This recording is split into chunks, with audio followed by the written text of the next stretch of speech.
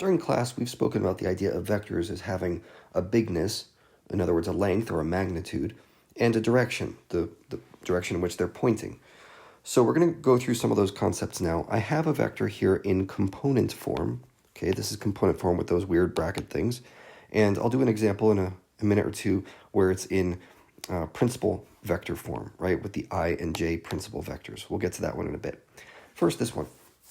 So here's my vector, u equals bracket -1, -5. And we're going to figure out the magnitude of this. Now, if you make a little plot, I find this a nice way to start. If you make a little xy plot and you imagine where your vector is on this thing, I go -1 over and -5 down. So here's my vector right here.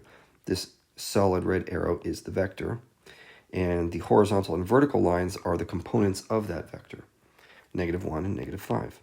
So if I want to know the length of the hypotenuse of this triangle, we have a way to do this already using the Pythagorean theorem, if you remember that one. So this formula really will not, I don't think this is going to shock anybody.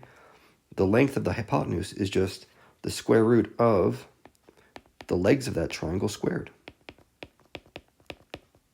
Okay, so this one turns out to be radical 26. That's quite nice. Now, for the direction of this thing, we can figure that out too, also using what we remember from SOHCAHTOA.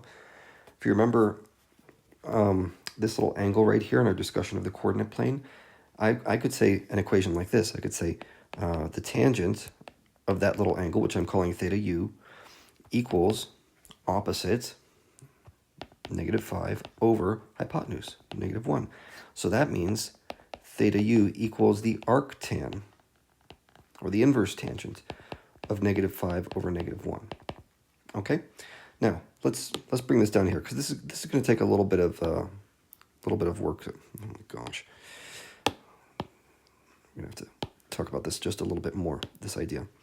So that's the arctan of 5, which my calculator says is 1.3734. My calculator is in radians. Now, for an application like this, it's not the greatest unit. There's times when radians are better. There's times when degrees are better. In this case, I would prefer to have it in degrees. 78.7 degrees. Okay. Now, what's wrong with this picture? Think about what 78.7 degrees is telling you. That's telling you we go a little bit around here, but we haven't even left the first quadrant yet, and then we shoot off in this direction. Well, that's completely wrong, right? This direction is 100% opposite from the way we know we're going, and the reason for that comes down to what arctan is in a calculator. Remember, tangents, or arctangents, assume you are in these two quadrants 4 and quadrants 1.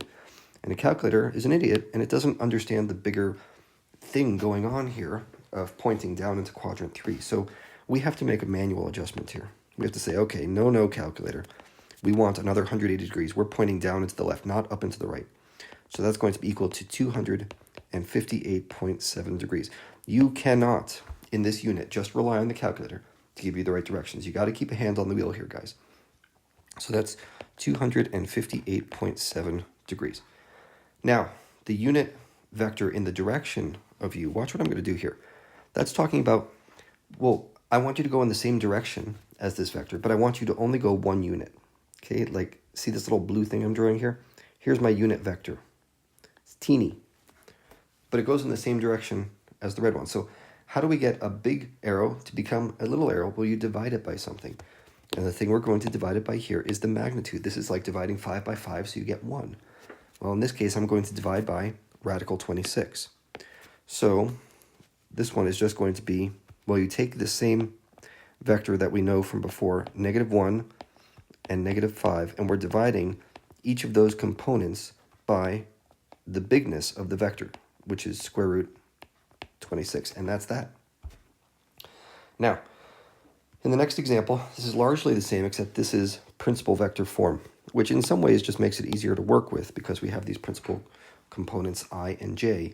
Remember, I is not the imaginary number anymore.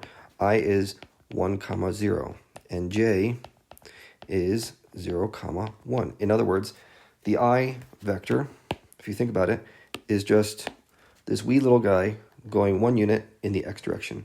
Okay, that's I. and j is just this other wee little guy going in 1 unit in the y direction. That's all these things are. So the magnitude is going to be easy to figure out. We're going to use the Pythagorean theorem thing again. Square root of, in this case, the legs of the triangle are 5 and -5.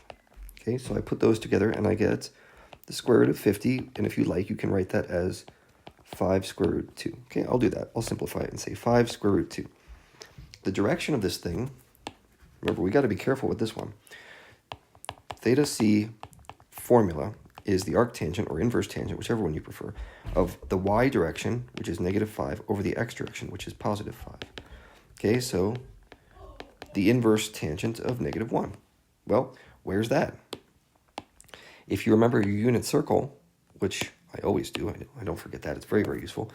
The inverse tangent of -1, there are 2 places on my unit circle where -1 happens as a tangent value, over here and over here. This is a nice special angle, so we don't need a calculator for this. Well, which one of those makes sense? Does it make sense that I am going down and to the right or up and to the left? Okay, for this, we have to look back at the vector.